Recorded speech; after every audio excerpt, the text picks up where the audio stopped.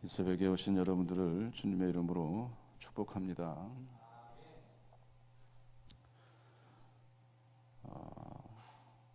우리의 개인적인 삶이나 역사적 사건, 특히 전쟁에 있어서 우리가 이해할 수 없는 상황들이 많이 펼쳐지게 됩니다. 곧바로 공격을 하거나 주저없이 또 습격을 하면 충분히 이길 수 있는 전쟁인데도 스테리한 그런 일들이 오늘날에도 그런 전쟁들 가운데 일어남을 보게 됩니다.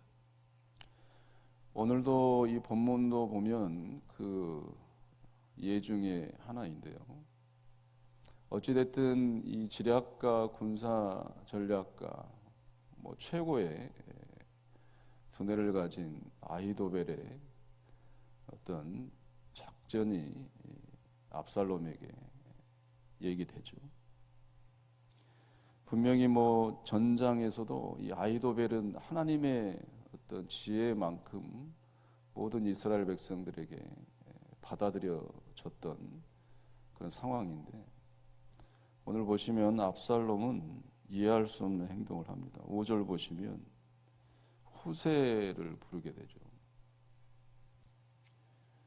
후세가 그 군사 작전 중에 아마 없었던 것 같은데요.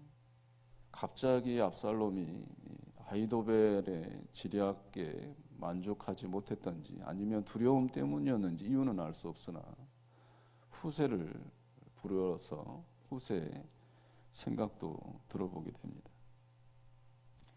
재밌는 것은요, 이 후세는 15장에 가보면 다윗의 신복 중에 신복입니다. 압살롬이 이것을 몰랐다라고 생각하기에는 너무나 자료도 없고 또 압살롬도 측근에서 봤기 때문에 충분히 압살롬도 알았을 것입니다. 또 심지어는 이 후세를 다윗의 친구로까지 묘사를 합니다. 그 정도로 근거리에서 또 지냈던 이 후세를 압살롬이 몰랐을 리가 없는데, 결정적 공격, 한마디로 습격이죠. 밤중에 이제 치는 거죠. 이 은밀하고 결정적인 작전에 이 다윗의 신복 중에 신복이고 친구를 불러다가 지혜를 듣는 거죠. 이해할 수 없는 그런 일입니다. 11절에 보시면 이 후세는 아주 또 머리가 아히도벨만큼은 아니더라도 압살롬을 너무 잘 알죠. 이제는 왕이 된 이 압살롬의 이 공명심을 넘어서 이 교만을 부추깁니다. 단에서부터 브엘세바까지라는 것은 관용어구입니다. 관용적 표현이죠. 성경에 보면 단에서 브엘세바까지라는 뜻은 이스라엘 전 지역을 말합니다. 이스라엘 전 지역이 이미 왕의 손안에 있습니다. 이스라엘 전 지역이 압살롬 당신의 모든 그런 명령에 복종하고 있습니다라는 식으로 이 압살롬을 부추기죠. 결국에는 압살롬은 이 후세의 말을 듣기는 합니다만은,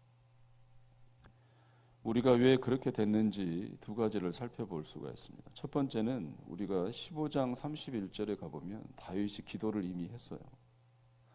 도망치면서 하나님께 이 아히도벨의 지략을 다윗은 너무나 잘 알았기 때문에 하나님 앞에 기도를 했던 거죠. 31절에 보면 하나님, 아히도벨의 그 모략을 어리석게 하옵소서. 이미 도망치면서 다윗은 하나님께 기도를 드렸습니다. 첫 번째는 하나님의 응답이시죠. 우리 귀한 성도님들의 기도를 하나님은 잊지 않으시고, 여러분들의 위급한 상황에 어떤 중심에 간절함에 내뱉고 잊어버린 그 기도도 우리 하나님은 잊지 않고 당신의 뜻을 이루시기 위해서 우리의 소원을 들어주시는 분임을 믿으시기를 주의 이름으로 축원드립니다. 오늘 또 말씀해 보면 결정적인 것은 하나님의 섭리였다. 하나님께서 이르연 아히도벨의 마음을 후세의 그런 지략에 귀를 기울이게 하셨다라고 성경은 기록하고 있습니다. 여기 다윗이 마하나임에 이르렀다라고 하는 표현이 우리에게 큰 은혜가 됩니다. 성경을 잘 아시는 분은 이 마하나임 그러면 창세기 32장이 아마 떠오르실 것 같은데, 야곱이 천사와 씨름하는 그 장소가 바로 이 마하나임입니다. 32장 1절 2절에 가보면 형 에서를 만나고 천사와 씨름하기 전에 누구를 먼저 만나냐면 하나님의 천사를 만납니다. 그래서 야곱은 이곳을 마하나임이라 이렇게 명명하죠. 마하나임의 뜻은 여러분이 잘 아시는 대로 하나님의 군대라라는 뜻입니다. 근데 하나님의 군대, 이 마하나임의 원래 그 히브리어 원어의 뜻은 두 군대라는 뜻입니다. 그러니까 하나님께서 이 막다른 지경에 놓여 있는 야곱을 만나셨는데 두 군대로서 만나셨다, 이런 뜻입니다. 한마디로 앞과 뒤를 호위하신, 또 호위하고 계시는 그 하나님으로 야곱을 만나셨다라는 뜻입니다. 오늘 다윗도 막다른 골목에 있는데 이 마하나임에서 이 하나님의 두 군대와 같은 이 세 사람을 만나잖아요. 다윗, 도망치고 있는 이 다윗을 공개하고 음식으로 돕고 또 심지어 목숨 걸고 숨어서 그 소식을 전하는 그런 이들을, 하나님의 천사들을 만나게 되는 거죠. 그래서 밤에 그곳에 유숙하지 않고 강을 건너게 됩니다. 하나님은요, 기적적인 사건을 통해서도 일하시지만 하나님의 천사들, 앞뒤로 호위하고 나를 위해서 도움을 주게 하는 그런 사람을 통해서도 우리 하나님은 일하십니다. 여러분들에게 인생의 그런 막다른 길이 또 놓여지지 않기를 간절히 바라지만, 그러나 그런 어려움 속의 길을 걸으신다 해도 두려워하지 않을 수 있으실 이유는, 첫째는 하나님의 섭리가 계시고 또 하나님의 도우심이 있고, 두 번째는 하나님이 보내신 두 군대 마하나임이라고 하는 여러분들을 위해 기도하고 여러분들을 위해 공개하는 그런 하나님의 천사들이 분명히 옆에 계심을 잊지 마시기를 간절히 소원합니다. 잠언 16장 9절의 결정적인 오늘의 본문에 맞닿은 말씀을 하십니다. 사람이 자기의 길을 계획할지라도 그 걸음을 인도하시는 이는 여호와 하나님이시라. 모든 사람들이 계획들이 다 갖고 있죠. 압살롬도 마찬가지입니다. 아히도벨도 마찬가지고, 그의 머리를 믿고 모든 인생을 살았지만 결국은 자살입니다. 패망이죠. 승승장구하며 왕의 옆에 지략가로서 권력을 잡은 누린 사람입니다.